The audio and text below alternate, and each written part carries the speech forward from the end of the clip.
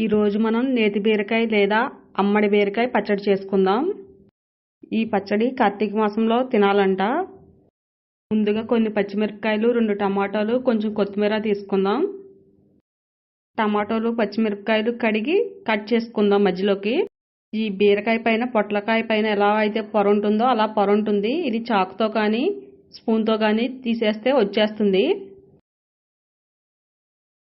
ఈ బీరకాయ పైన పొట్టు మొత్తం తీసుకున్న తర్వాత ఇప్పుడు కడిగి చిన్న చిన్నగా ముక్కలుగా కట్ చేసుకుందాం. ఈ పొట్టు పడేయాలి.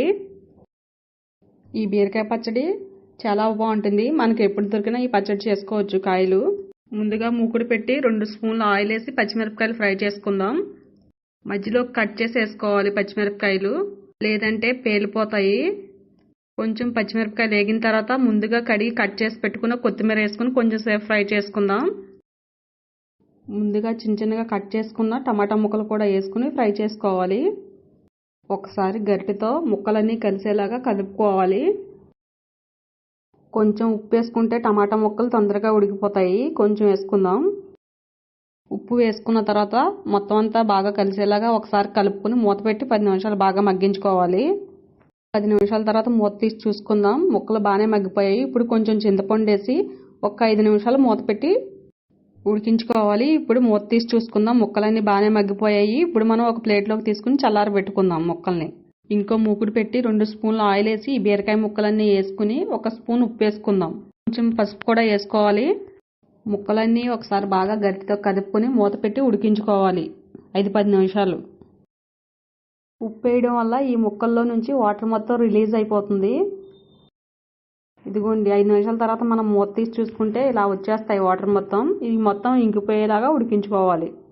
ఈ ముక్కలు మనం ఇలా అయినా ఉడికించుకోవచ్చు, లేదంటే పచ్చిమిరపకాయలు, కొత్తిమీర, టమాటా ఉడికించేటప్పుడు అవి ఉడికిన తర్వాత అయినా వేసి ఉడికించేసుకోవచ్చు. ఇలా మూత తీసేసి వాటర్ మొత్తం ఇంకిపోయేలాగా గరిటెతో కదుపుకుంటూ మనం ముక్కలన్నీ ఉడికించేసుకోవాలి. బీరకాయ ముక్కలు ఇంకా బాగానే మగ్గిపోయాయి. ఇంకా స్టవ్ ఆఫ్ చేసి మూకుడి దించి పక్కన చల్లార పెట్టుకుందాం. మనం మిక్సీలో ఎప్పుడు వేడివేడిగా వేయకూడదు, చల్లార పెట్టుకున్న తర్వాతే వేయాలి. ఇలా చల్లార పెట్టుకోవాలి. ముందుగా ఒక మిక్సీ జార్ తీసుకుని కొత్తిమీర, టమాటో, పచ్చిమిరపకాయలు ఉడికించి చల్లార పెట్టుకున్నాం కదా అవి వేసుకోవాలి. కొన్ని వెల్లుల్లి రేకలు పొట్టు తీసేసి అవి, కొంచెం జీలకర్ర కూడా వేసుకోవాలి. రోటి పచ్చళ్ళలో వెల్లుల్లిపాయలు, జీలకర్ర ఎక్కువ వేసుకుంటేనే సూపర్గా ఉంటుంది టేస్ట్. ఇప్పుడు ముందుగా చల్లార పెట్టుకున్న బీరకాయ ముక్కలు కూడా వేసుకుందాం. ఈ బీరకాయ ముక్కలన్నీ వేసుకున్న తర్వాత ఉప్పు మనం బీరకాయ ముక్కలు ఉడికేటప్పుడే వేసుకున్నాం కాబట్టి చూసుకుని తర్వాత వేసుకోవాలి, లేదంటే ఉప్పు ఎక్కువైపోతుంది. ఇప్పుడు మిక్సీ పట్టుకోవాలి. ఇదిగోండి ఇలా మనం మిక్సీ పట్టుకున్నాం. ఈ పచ్చడి మొత్తం ఇప్పుడు మనం ఒక గిన్నెలోకి తీసేసుకుందాం. ఇలా ఒక గిన్నెలోకి తీసుకుని పక్కన పెట్టుకుందాం. ఇప్పుడు పోపు పెట్టుకోవాలి. పోపుకి రెడీ చేసుకుందాం. ముందుగా దంచి పెట్టుకున్న వెల్లుల్లి రేకలు, జీలకర్ర, ఎండుమిర్చి, కరివేపాకు, ఆవాలు, పచ్చిశనగపప్పు, మినపప్పు తీసుకుందాం. ముందుగా మూకుడు పెట్టి 2 స్పూన్ల వరకు ఆయిల్ వేసుకుందాం. ఆయిల్ వేడెక్కాక ముందుగా దంచి పెట్టుకున్న వెల్లుల్లి రేకలు వేసుకోవాలి. వెల్లుల్లిపాయలు దంచి కానీ కట్ చేసుకుని కానీ వేసుకోవాలి ముక్కలు. పచ్చిమిరపకాయలు కూడా కట్ చేసి కానీ వేసుకోవాలి. నేను బయట నుంచి తెచ్చిన మజ్జిగలో మిరపకాయలు హోల్స్ ఉంటాయి కదా అని ఫ్రై చేసేసాను. దానికి హోల్ లేదనుకుంటా. ఆయిల్ మొత్తం మీద పడింది పేలిపోయి. వంట చేసేటప్పుడు చాలా జాగ్రత్తగా చేయండి. ఆవాలు, శనగపప్పు, మినపప్పు కూడా వేసి ఫ్రై చేసుకోవాలి. ఎండుమిరపకాయలు, కరివేపాకు, జీలకర్ర కూడా వేసి బాగా ఫ్రై చేసుకోవాలి. పోపు కూడా వేగిపోయింది. ఇప్పుడు కొంచెం పసుపు వేసుకుని 1 నిమిషం ఫ్రై చేసి ముందుగా గిన్నెలోకి తీసి పెట్టుకున్నాం కదా ఆ పచ్చడిలో వేసుకోవడమే ఈ పోపు మొత్తం. పచ్చడి ఇలా తాలింపు చేసుకోవాలి.